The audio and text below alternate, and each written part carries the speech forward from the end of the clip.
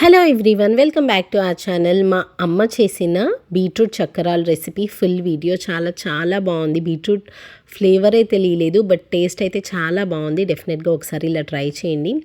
First ఒక గిన్నె తీసుకొని దాంట్లోకి 2 గ్లాసుల బియ్యం పిండిని ఇట్లాగా జల్లించి పెట్టుకోవాలి. ఇట్లా చేసుకోవడం వల్ల మనకి ఏమన్నా ఉంటలు ఏమైనా ఉన్నా కూడా పోతాయి అన్నమాట. అండ్ దీంట్లోకి 1 గ్లాస్ ఆఫ్ శనగపిండిని కూడా జల్లించుకోవాలి. సేమ్ బియ్యపిండి జల్లించుకున్న బౌల్లోకే అదే బౌల్లోకి శనగపిండిని కూడా జల్లించి తీసుకోవాలి.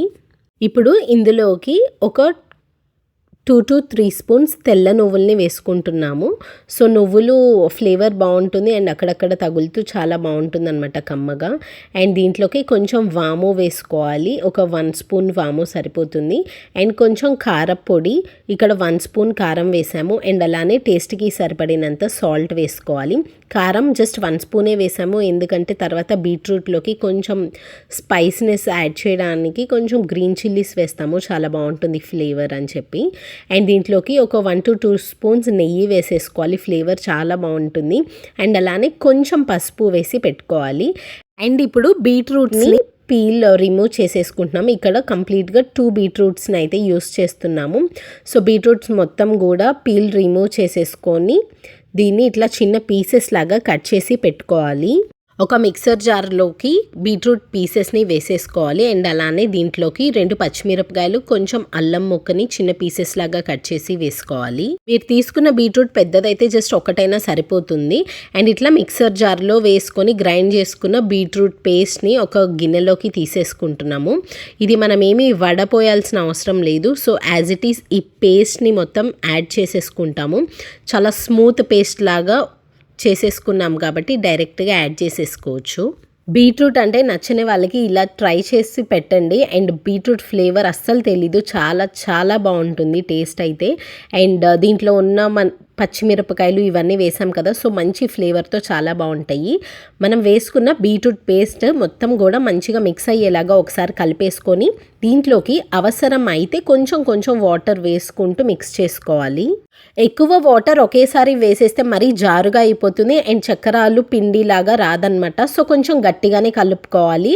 అండ్ ఇట్లా చూడండి, మనకి కన్సిస్టెన్సీ అనేది ఈజీగా అర్థమైపోతుంది. మరీ సాఫ్ట్ కాకుండా అట్లానే మరీ గట్టిగా అయిపోకుండా మిక్స్ చేసుకుంటే మనకి చక్కెరాలు ఒత్తుకునేటప్పుడు కూడా చాలా ఈజీగా ఉంటుందంట. ఇలాగా మనము ఫింగర్స్తో ఇట్లా ప్రెస్ చేస్తే ఈజీగా దిగిపోవాలని చెప్తున్నారు మా మమ్మీ. అండ్ ఇట్లాగా కలిపేసుకున్న తర్వాత ఇట్లా కొంచెం ఒక ముద్దలాగా తీసేసుకొని చక్రాల గిద్దలో పెట్టేసుకొని చక్రాల గిద్దకి కొంచెం నూనె అప్లై చేస్తే మనకి ఈజీగా దిగిపోతుంది. అండ్ పిండి అనేది చక్రాల గిద్దకి అంటుకోకుండా ఉంటుందంట. అండ్ ఇట్లాగా కంప్లీట్గా క్లోజ్ చేసేసుకోవాలి. ఇక్కడ మేము సింగిల్ స్టారే యూస్ చేసాము, మీరు కావాలంటే ఎట్లాంటిదైనా తీసుకోవచ్చు. ఆయిల్ హీట్కి ఒక సైడ్ పెట్టేసాము అండ్ ఇట్లా చూపిస్తున్నట్టు చిన్న చక్రాల్లాగా ఒత్తేసుకుంటున్నాము.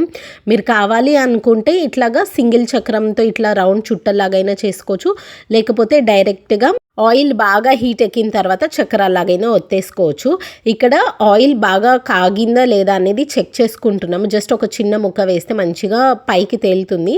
సో మనకి ఇక్కడ ఆయిల్ బాగా మరిగిందని అర్థం. అండ్ ఇట్లా బాగా కాగిన నూనెలోకి మనము చక్రాల్లాగా ఒత్తి పెట్టుకున్న బీట్రూట్ చక్రాలని ఇట్లాగా డ్రాప్ చేసేసుకుంటున్నాము. సో కొంచెం కేర్ఫుల్గా చేసుకోండి ఇట్లాగా డ్రాప్ చేసేటప్పుడు. అండ్ దీన్ని మంచిగా మీడియం ఫ్లేమ్లో పెట్టుకొని క్రిస్పీగా అయ్యే వరకు మంచిగా వేయించేసుకోవాలి. సేమ్ ఇదే ప్రాసెస్లో మిగిలిన చక్రాలన్నీ కూడా ఒత్తేసుకొని మంచిగా క్రిస్పీగా వేగే వరకు 2 సైడ్స్ కూడా మంచిగా వేగనించి మనం తీసేసుకోవచ్చు. అండ్ ఇలా చూపిస్తున్నట్టు డైరెక్ట్గా కూడా మనం చక్రాలు గిద్దలతో ఇట్లాగా ఒత్తేసుకోవచ్చు. అండ్ మీరు కావాలి అనుకుంటే సన్న చక్రాలనే ప్రిపేర్ చేసుకోవచ్చు. అవన్నీ ఇంకా మనకి నచ్చినట్టు చేసుకోవచ్చు అనమాట. బీట్రూట్ చక్రాలకి డో ప్రిపేర్ చేసాం కదా, అది మాత్రం సేమ్ అదే ప్రాసెస్లో చేసేసుకోవచ్చు. అండ్ ఇలా పెద్ద చక్రంలా ప్రిపేర్ చేసుకున్న దాన్ని కూడా 2 సైడ్స్ మనం మంచిగా వేయించేసుకొని తీసేసుకోవడమే. ఇవి చాలా రోజులు నిలువ ఉంటాయి కూడా అండ్ స్నాక్స్ బాక్స్కి కూడా చాలా యూజ్ అవుతాయి అండ్ చాలా క్రిస్పీగా ఉంటాయి. ఒకసారి చెక్ చేయండి. I hope you like this video. Thank you so much for watching this video. Please like, share, comment and subscribe to our channel. Bye.